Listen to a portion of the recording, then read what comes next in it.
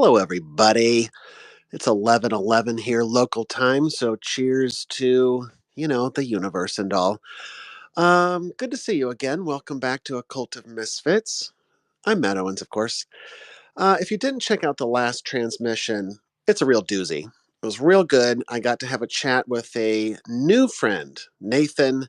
We connected on Instagram and decided to talk about all the fun things, nature of the universe and this reality and aliens and the spiritual journey, spiritual awakening and the inward journey and just all my faves. So go ahead and check that out if you're interested, if you feel led to. I'm really enjoying having these conversations with people on the podcast. So look forward to more of that in the future. I think that's where this train is headed. So look forward to more of that. Um, I've also been posting a lot over on Instagram. If you're not following me over there, A Cult of Misfits, you can check out the podcast. You know, YouTube, Spotify. You get the idea. Today, I want to talk about God. I want to talk about God. So often, I love asking people what they think of God. Like, what are your beliefs? What are your thoughts on the whole God thing? And every answer is different, and that's what I love about that question. And then oftentimes it gets turned around to me, and they say, "Well, what do you believe?" And my whole life, I had an answer to that. Like I was Christian most of my life, or quasi Christian most of my life, and I sort of had a Judeo Christian belief system, more or less, a little bit of Eastern stuff sprinkled in here and there, but more or less I believed in Yahweh, right? The Abrahamic model of just this higher being that lives in heaven and perhaps has a beard, and he's looking out for me, and that's who I pray to, and he's the guy running this whole show. But I found that as I've been digging deeper into all of the ancient mysteries and what the Egyptians thought and the Mesopotamians are the first known civilization on earth, according to mainstream science. And so I like to look into what all of these different belief systems believed about the nature of God. And I've been diving real deep. For those of you that are interested, you can check out previous content that I've made about that, because it's just endlessly fascinating to me. But I've just been really diving deep and processing what all these different people believe and different civilizations believed, and now I've sort of um, processed all of the information, and now I'm at this point where I'm asking myself, like, okay, cool, now what do you believe, Matt Owens? And I I don't know the answer to that, and that really frustrates me. And I don't like saying I'm agnostic. I don't like putting myself in those boxes or using labels, but I'm essentially very agnostic about it, in that I don't freaking know, right? Like I kind of lean one way or the other, but at the end of the day, like, I have no clue what's going on. I don't really identify with any god or any of the gods. I feel like I don't have like a personal savior, or so, like a God that I have a personal relationship, because I had that when I was a Christian. I had that relationship with something that I could picture in my mind, right? I knew what that God was. But as I sort of detached myself from that and started from the ground up, right, this stripping away process that many of us go through, that I went through, this dark night of the soul, of asking yourself, like, why do you believe these things? Why do you think God is like that? Can you be okay with the idea that maybe there is no God? Just asking myself these questions, and feeling my way through them. And so as I did that, I sort of feel like I lost, that personal relationship with that God that I knew back in the day. And it's kind of discombobulating. Uh, and it, it, it, in a good way, though, it pushes me to become more, because it's outside my comfort zone, is what, that's what I'm trying to get at. Like, I've never been godless before. You know what I'm saying? But I do feel that spiritual relationship to something on the other side. So then I start playing with the idea of, like, maybe it's my higher self. I like to call my higher self the Omega, just sort of this divine spiritual being that has a real uh, has skin in the game here with me, and when there's a close relationship that I don't fully understand between me and my higher self or my soul or whatever, whatever. And so I kind of feel less of a connection to a god or a deity and more of a connection to the Omega, my higher self. Like that's me. I feel like I'm the only one I can trust around here, like me and the divine. Like other than that, I I ignore all of it. And so when I'm praying or speaking to the universe or whatever, I feel like that's kind of who I'm talking to is my higher self. But even then, I don't feel fully comfortable with it. Like, yes, that feels right. I'm still kind of trying to find what is God to me. What does that even mean? And so I kind of want to break down today just sort of what my beliefs are as of today, because I've been really spending a lot of time the last few days specifically, just really pondering a lot, like what's going on around here. What's the nature of this earth 3D realm that we're in, and the spirituality component to it, and all of that. So I just kind of want to walk through my own thoughts on it. We're going to talk about the flood a little bit. We're going to talk about definitely ancient Mesopotamians a bit. Like I got to talk about those guys. And my thoughts on the afterlife and reincarnation and how it's a purification process, and we're going to dive in deep. So um, when I start looking into these ancient uh, stories, it's so interesting that for the longest time, all I knew was Noah's Ark and the flood story, and I thought that was that. I didn't realize that almost every ancient culture all has essentially the same freaking story. They even have their own Noah. They even have their own ark. It's all like these are people that never talk to each other theoretically. They're on different continents. These are like hunter gatherer people, guys, and they're all telling the same freaking story. And I've been thinking a lot about storytelling, and just how we are a storytelling species. That's just sort of how we operate. I was recently hanging out with some family from out of town, and he's a storyteller. He loves telling stories, and he goes on all these adventures, all over the world, and paragliding and hiking up these crazy mountains and skiing down, quadruple black diamond, whatever, like just insane stuff, right? So he's got all these fun stories that he's always telling, and as I'm thinking about these ancient Mesopotamians and their stories, and the Bible stories and stuff like that, um, there's never really a question when he's telling me these stories of hiking or whatever that he's making it up. That it's just a whimsical tale. He's telling stories from his own life, right? And I find that often most people that we interact with, when they tell you a story, they're telling you, listen, this one time at the beach, you won't believe what happened. Like they're telling stories from their own lives, right? Or passing down these stories from their own lives to their children and grandchildren in order that it can be maintained, right? So then I start thinking about these ancient stories that we now call myths. How crazy would that be if they were writing down like what actually happened? And uh, according to most of them, almost all of them, there's just these themes. I start to look at all the themes across all of these cultures, and that's kind of how I start coalescing my own belief systems. Like, look, they were onto something here. Okay, there was probably a really good chance there was a great flood. And then, like, okay, what else are they all talking about? And then I start taking notes, like comparing them all. And I'm like, oh shit, they're all talking about this or that, and that's what we're going to talk about. So essentially, all of them are talking about, and they all have different names for it, so I won't dive into it, but like these are just broad strokes, right? Essentially, all of the ancient stories talk about how there were these celestial beings that came down from the heavens and spent some time here on earth.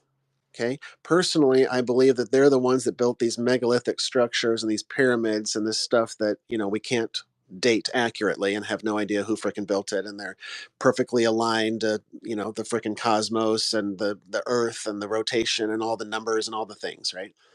So I think that these divine beings were living here, chilling out, building pyramids.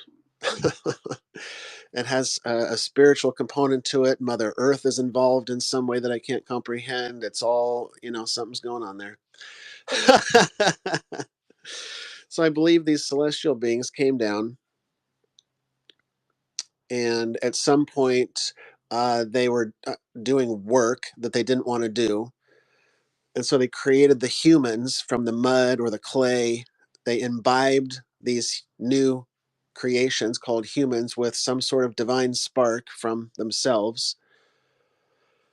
Um, they talk about our purpose is basically to be slaves to the gods. We are here to serve at the pleasure of the gods. They all sort of talk about that.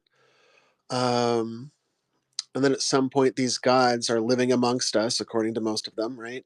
And at some point, these gods come down and start fooling around with all the earth women, right?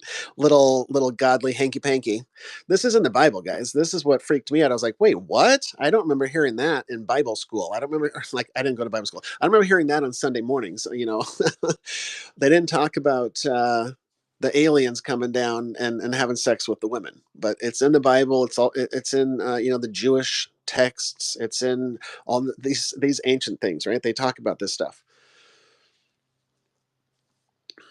And then at some point, see, I think there's different levels of gods, a pantheon of gods, because up until, well, the Zoroastrians, right? But bigger is Christianity came along. Up until then, everybody sort of believed in a pantheon of gods that for thousands of years. And I don't think they were just myths and stories. I think like it really happened. What I was going to say earlier was like, can you imagine if you wrote this stuff all down and you're telling stories from your life, and then, 100 years later, 1,000 years later, like, that's a pretty wacky story. How did they make that up?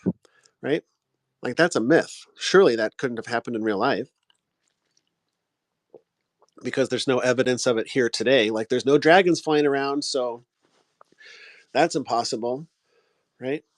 It doesn't take into account that like lots of people were talking about this stuff. So that for me, that's interesting evidence, right? It's really interesting evidence. So at some point, these gods start fornicating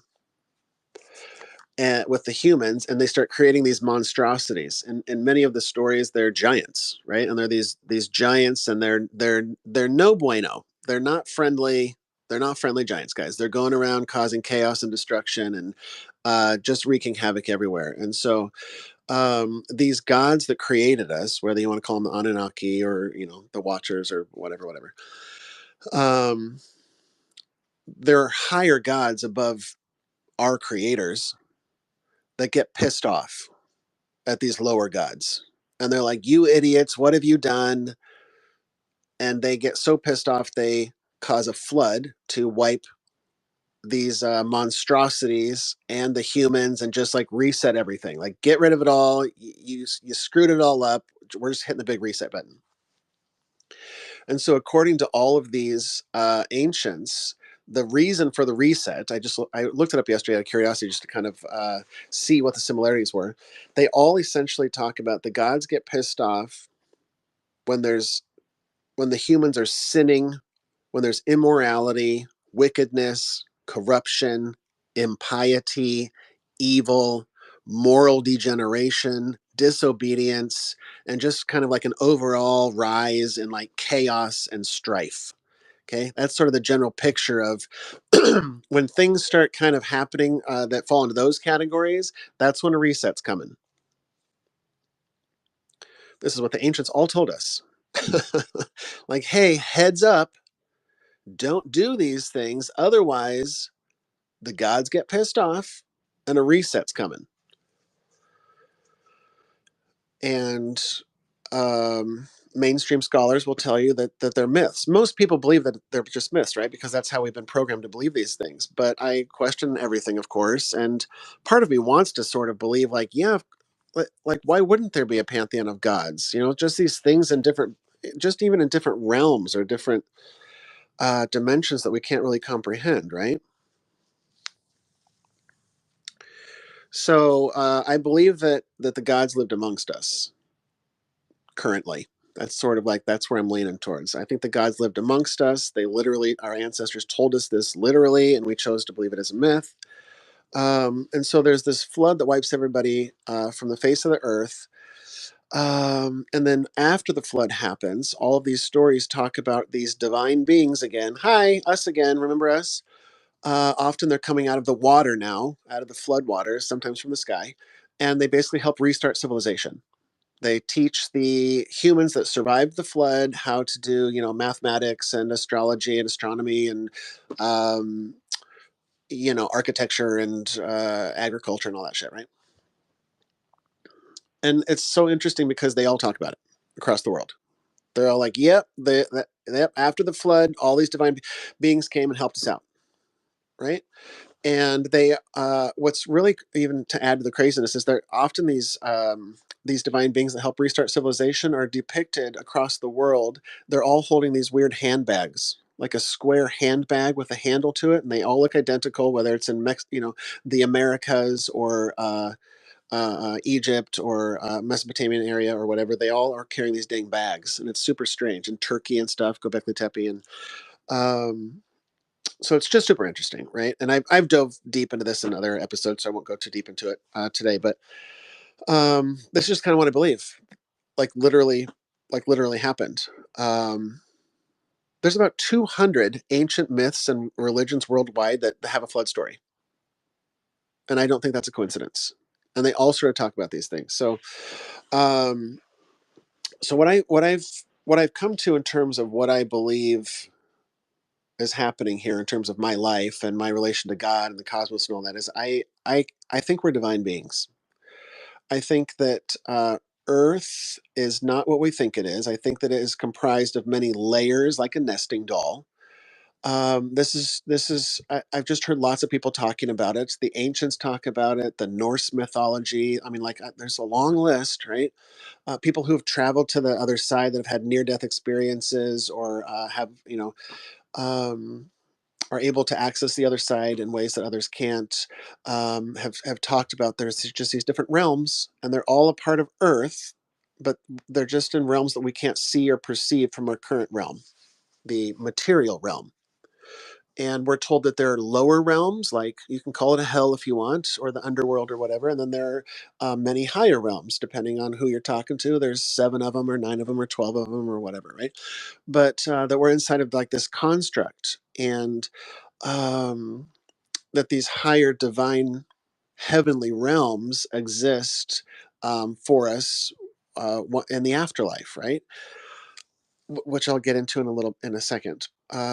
And so I think that we are these divine beings from the higher realms. I believe that perhaps we even created this lower realm, right? Like we're living in our own creation, our own game, whatever you want to call it, this illusion. I think there's a chance that we, as a divine being, created it ourselves and are just experiencing our own creation as just part of the experience. And so, whether or not I think there's more to it than just like it's an amusement park ride. Because I get real nauseous often, guys. It's like a roller coaster. This life, but I think that we're experiencing this from the other realm simultaneously, and we're existing simultaneously with all of our other selves in these higher realms, higher aspects of ourselves, right? And I think that it's for an expansion of our consciousness, if you want to call it that. I think that really what's going on is sort of beyond our comprehension, but just to put it in human words, I just feel like it's for the expansion of our own consciousness, our soul. And I think that our soul, who we are, is a fractal of perhaps the higher gods that came down and created us, who then in turn are a fractal of higher gods above them, who then are in turn a higher fractal and a higher fractal and a higher fractal of the all that is. And so if I want to, I don't like to use the word God, but if I were to use the word God, that's what God is for me, this incomprehensible, all pervasive, um, everything and nothing. Like, we can't comprehend it, but the creator of the universe, but like there is no beginning and there is no end. It's just all this wacky stuff that to me is God, the energy that permeates the all that is. So I think that we are a part of that God cosmic soup of love, that divine energy. I think it permeates all the realms. And so we are just fractals upon fractals upon fractals.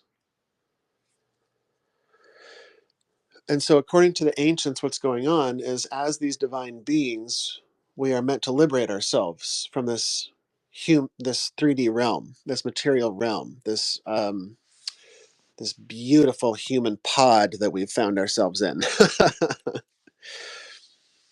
And so, according to many of the ancients, what's going on is that we will continue this reincarnation process of going into the human, into the human, into the human, and living these lifetimes. And it's meant to be a purification process, not just an expansion of our consciousness, but to purify our very essence, our soul, which in turn is purifying the all that is. As I believe we are a drop of that consciousness into the ocean of the all that is, that we are just all the same thing, right? Another Star Trek reference is Odo, right? Odo from Deep Space Nine is this shape shifting being. He's like the liquid bad guy from Terminator 2, right? He can just shapeshift into anything he wants. And so he went back to his home world, and his home world. Spoiler alert, guys! This is from the '90s. Like, if you haven't watched it, you're not going to. Um, he eventually goes back to his home world, and the home world is just like this giant ocean of beings, just like him. These liquid shapeshifters, and he just like blobs himself into the collective, and he can separate himself, but at the same time he's a part of the whole. Like, there's individuality but also not individuality, which is very hard for us to really intellectually wrap our minds around, I think, but for me at least. So that's what I think is going on here, is we're just a part of the all that is. We think we have separation, but that's just a part of the grand illusion. Is like, no, it's hard for our human brains to process it, so that's where it puts us. But like, I don't think that's really what's going on. So I think this is part of this reincarnation, this cycle that we are on, right? Samsara, or the wheel of life, or whatever, um, is meant as a purification process for our souls. I was recently thinking of the analogy of vodka. Triple distilled vodka. There's always like, they're always competing to see who can distill the most. Like, I'm triple distilled. This is 5 times distilled or 20 times distilled. At some point, like, it's okay, enough distillation here. Like, just give me a drink, please. So I think that's what's going on here. Is this meant to be a triple distillation process? And I believe that what happens is, it's like the Philosopher's Stone. As I was reading Harry Potter, when Harry Potter came out, I didn't realize that the Philosopher's Stone was like a real thing. Like, that's a thing that, like, the ancients were talking about. And it's not just necessarily a literal turning. The Philosopher's Stone was what the alchemists were trying to whip up in their labs back in the medieval days, in order to, the Philosopher's Stone was able to turn lead into gold, right? So they're all scrambling to figure out how to make this Philosopher's Stone, or create the Philosopher's Stone, or whatever. But many of the deeper philosophies and deeper wisdom and knowledge is, it's a spiritual, it's meant to be spiritual. It's like an allegory, right? Where it's about transforming your life, your inner life, and turning what was once lead into gold. About revealing the true divinity that is within us. Right? I think it's a Buddhist story of, these monks had a pure gold statue, and an invading army was coming in, and they didn't want them to steal this beautiful gold statue, so they covered it up in mud. And then, after time went by, they forgot that it was covered in mud and clay, and they forgot there was gold inside of it. And then generations went by, and nobody knew. And then eventually it started to erode, and the gold started shining through. And they're like, wait, what the heck? And so I think that's what we are. We are these golden divine beings within this human form. And I think part of the game, part of the process, is revealing that.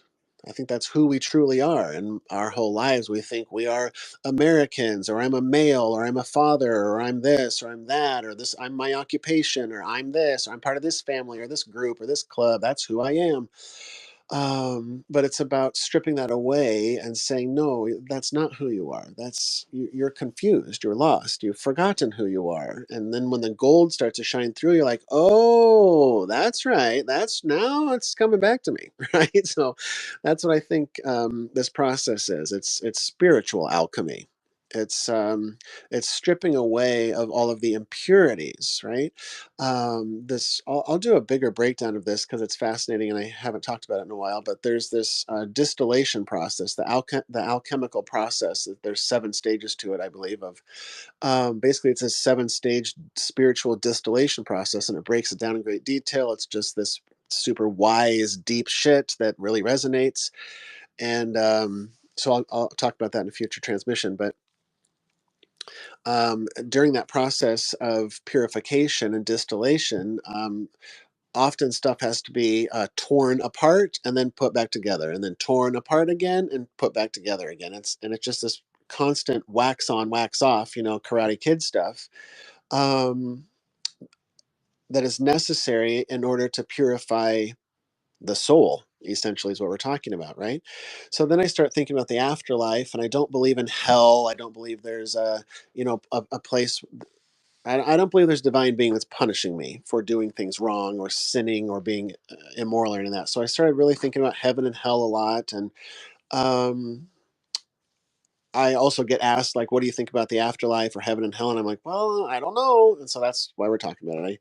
I definitely think that when our physical form dies, that what happens, this is according to the ancients too, that I've been mulling about, they all more or less talk about what I'm about to say, that once we die, our soul or our spirit just transitions to the next place, and often it's a transitional place.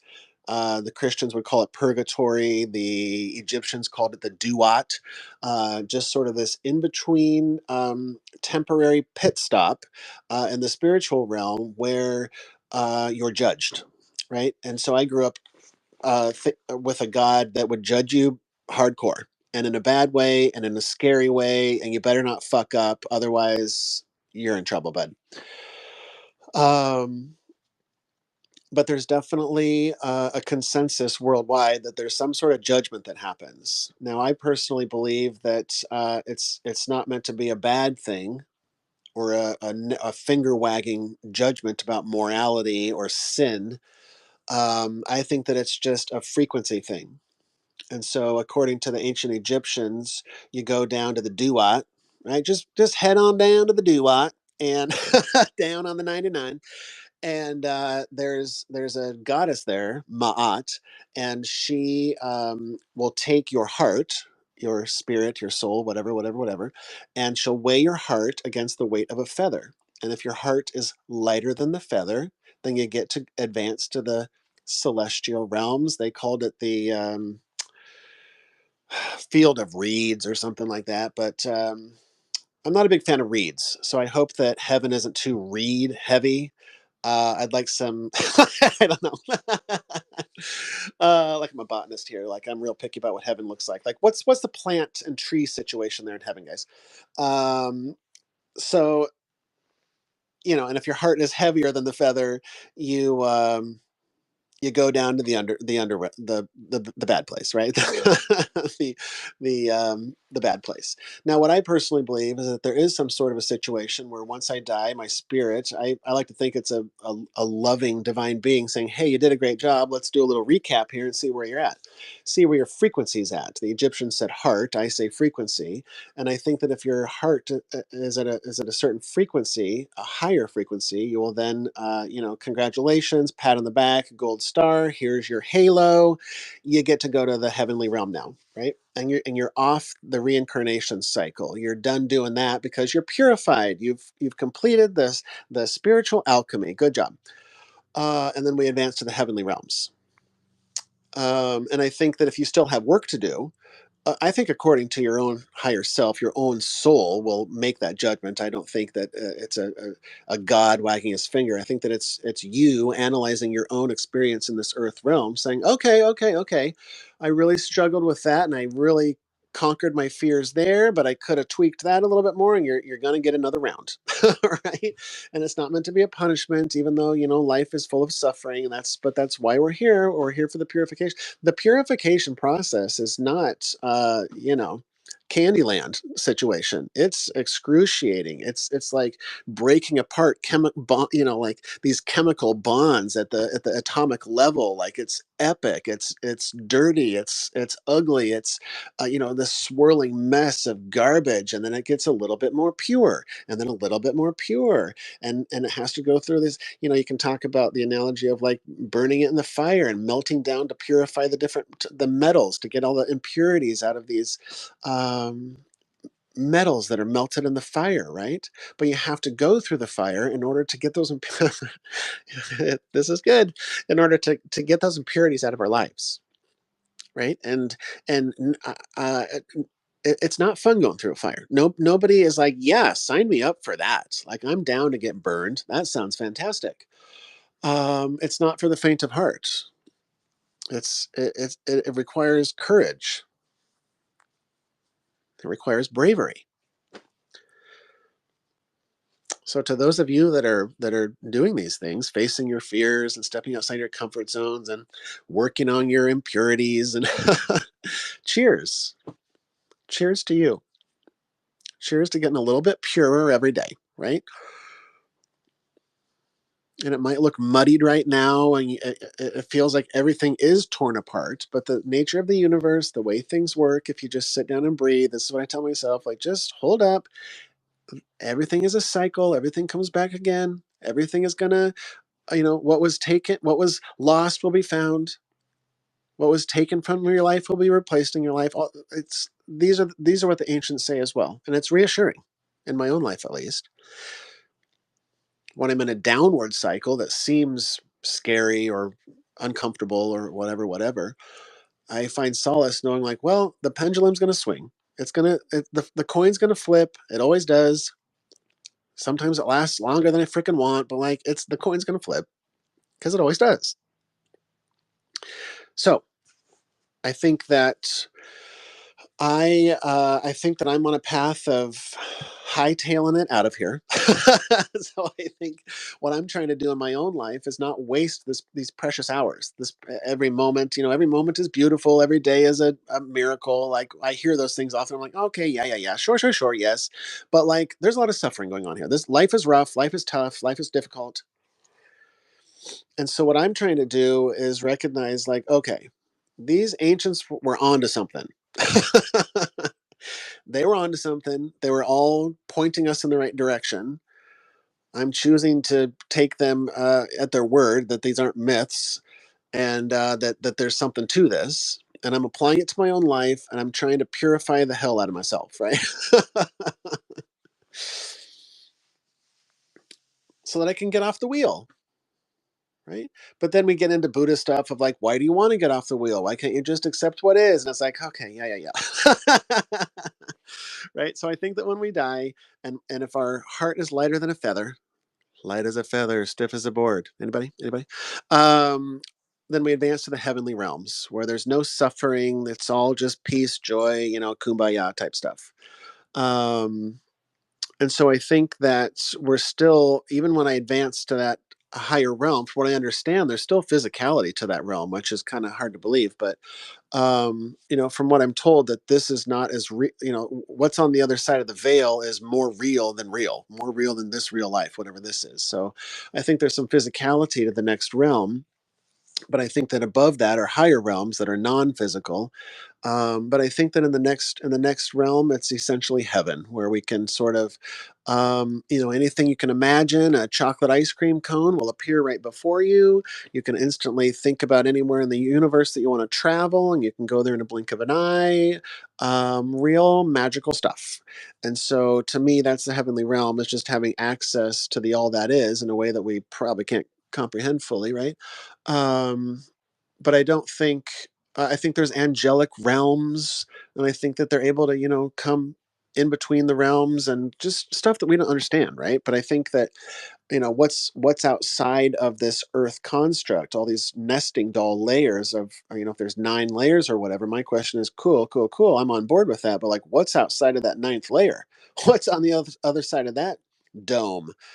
Um, that's really interesting, and I think that beyond this earth construct with all the realms, the angels and the demons, and I think they're the gods, plural, the higher gods, the demigods, the lower gods, they're all a part of this earth construct. But outside of that earth construct, I think are things we can't comprehend. I like to call them just these primordial gods, these gods that just were around for a long time. And the old boys, right? And I'm talking about like, the sun god Ra, just like, whoa, that guy's intense. He's been around for a while. Like that guy maybe doesn't have a sense of humor so much. Maybe he's, like you don't want to mess around with that guy.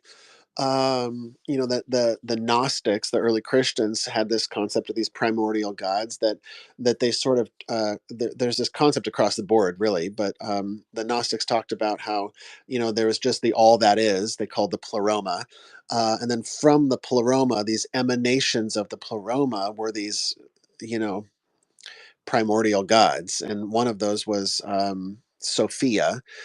Sophia was this divine feminine essence or whatever that we can't comprehend that sort of united with this other primordial god, the Christ. And so Christ and Sophia representing the feminine and the masculine, and they, if I want to say God, that's kind of what I consider a god, just like these primordial beings that just sort of created the all that is, or whatever. um but yeah, I think that this whole game, this whole earth thing is about is a frequency game. And I think that the lower frequencies are in the lower realms, right, with the darker side of the spectrum. And then as you rise higher, it heads towards the lighter side of the spectrum, towards the all that is, or source, or whatever.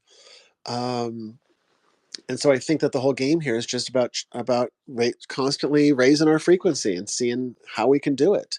um and it's not a competition, of course. It's just it's meant to be experienced, and it's just sort of a thing between you and your soul, perhaps, that wants to experience these things. And so it helps me to think about them in this way, because it's less stressful. Like that there's more to it than we think, and to maybe relax a little bit, and realize that there are something out there's looking out for us, whether it's angels, or your higher self, or God, or whatever. But I definitely think there are multiple gods. and I think that I think that the Mormons believe that we become gods upon death, if I'm not mistaken, and that you're given your own planet or your own galaxy, or you can create your own cosmos or whatever, as a just a perk. That's just a perk of being Mormon. You get to make your own galaxies. I think that's in the fine print, so that's pretty cool. Uh, but I like to think that, like, yeah, sure. People call this an Earth school, that we're here to learn and grow, and I wonder if we're here to learn and grow to on the path to being gods, right? To re-embracing our goddom, and this is how we do it. And perhaps we're in preschool right now, and we're sort of just beginning this journey. And that's what part of the Great Awakening perhaps is consciousness within the humans, sort of waking up to who we are. We're divinity itself, and we've been covered in mud and clay, and it's about just slowly revealing the gold in our own hearts, and then in our own selves, and then it's like the Midas touch, and the gold, just everything starts turning to gold. And maybe that's not a good thing, guys. I don't I read the story. It doesn't end well. But yeah, I find it all interesting. And so I'm still sort of on this journey of discovering and trying to connect with, and just put a name to what I think is God, or my higher self, or um I just always have more questions, like, who are you? Like, I want to just put a face to you, or a name to you, and I haven't had that connection yet. And it's not to say I never will, but um you know that's where I'm at today. But I do want to strive to have that connection. Or I hear people often talking about connecting with Archangel Michael, or Metatron, or any of those things, or some Pleiadian that they're channeling, or whatever, or a collective, or all those things.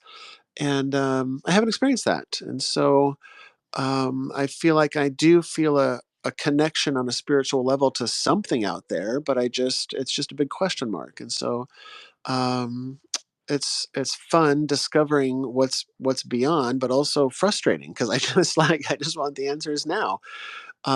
But clearly, I'm not meant to know all the things, or I would. And that's also part of the process is just accepting, like, well, maybe I'm not meant to know. Maybe it's meant to be a question mark, right? Like if I knew, that would kind of take some of the fun out of it, maybe for me. In retrospect, like, okay, well now I figured it all out. Like now what? Cool. So I do enjoy a bit of the, you know, I, I'm in it for the love of the game. I do love this game of life and just sort of like exploring and putting pieces together and like this place is nuts.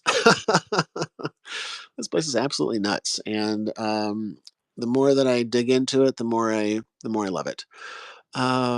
So I think I'll leave it there. I got nothing else to talk about.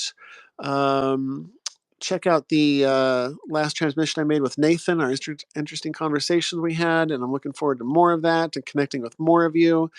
I'm kind of interested in doing like a Q&A type of a thing or just a conversation deal. If anybody out there is interested in meeting once a month or something via Zoom or on over on Twitter, um, let me know if that sounds interesting to you, and I'll set it up. If I just hear crickets in the background, then I'll know it wasn't meant to be. But just throwing it out there. Let me know if that's something you guys would be interested in. Just sort of talking to other like-minded people once a month and talking about the stuff that I like to talk about on here. So let me know if you're down for that. You can reach out to me on Instagram or Twitter or my email. The information is all listed below. So, with that, peace and tranquility unto you, brothers and sisters. And transmission.